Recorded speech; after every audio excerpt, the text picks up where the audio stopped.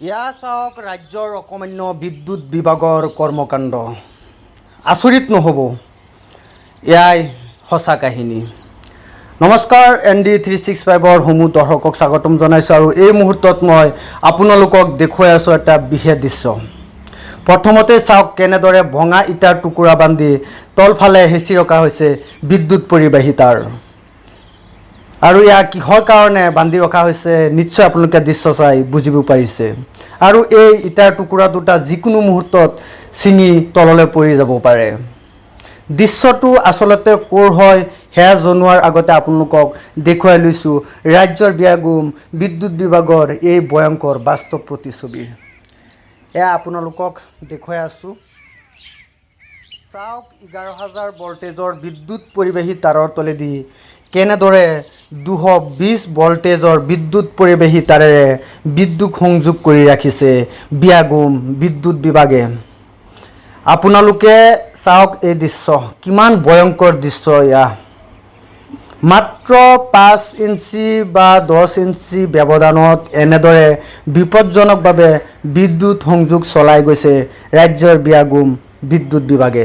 মাজত নাই কোনো তাঁৰৰ নেট।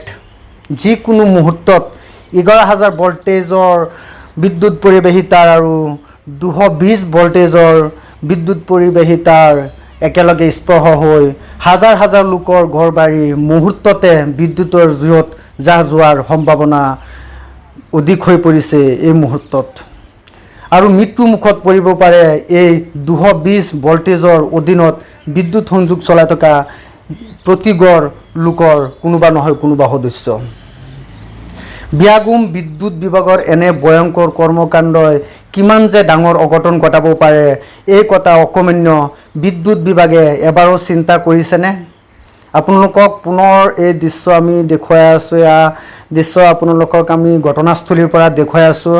ৰাজ্যৰ বিয়াগুম বিদ্যুৎ বিভাগকো অনুৰোধ কৰিম যাতে আমাৰ এই দৃশ্য তেখেতসকলে সম্পূৰ্ণ দৃশ্য যাতে চায়।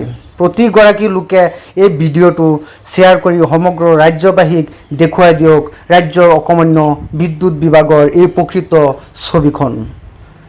আপোনালোকে ভালদৰে চাওক এই দৃশ্য। ৰাজপথৰ পৰা মাত্ৰ 10-12 ফুটমান ওপৰত থকা বিদ্যুৎ পৰিবাহী তাঁৰৰ এই ভয়ানক দৃশ্য। এফালে যদি বিদ্যুৎ বিভাগে স্মাৰ্ট মিটাৰ লগাইছে, আনফালে আকৌ বিদ্যুতৰ মাচুল বৃদ্ধি কৰি ৰাইজৰ মূৰত ৰামটাঙোন দি আহিছে।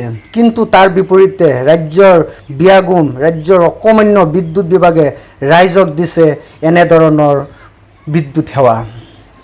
আৰু এক কথাত ক'ব গ'লে এই দৃশ্য চাই এক কথাত ক'ব গ'লে আচলতে এয়া কোনো বিদ্যুৎ সেৱা নহয়, এয়া হৈছে যিকোনো মুহূৰ্তত এখন ঘৰৰ সা সম্পত্তি মানুহ জীৱ জন্তু বিদ্যুতৰ জুইত পুৰি চাৰকাৰ হোৱাৰ APDCL সেৱা মাত্ৰ সেয়া।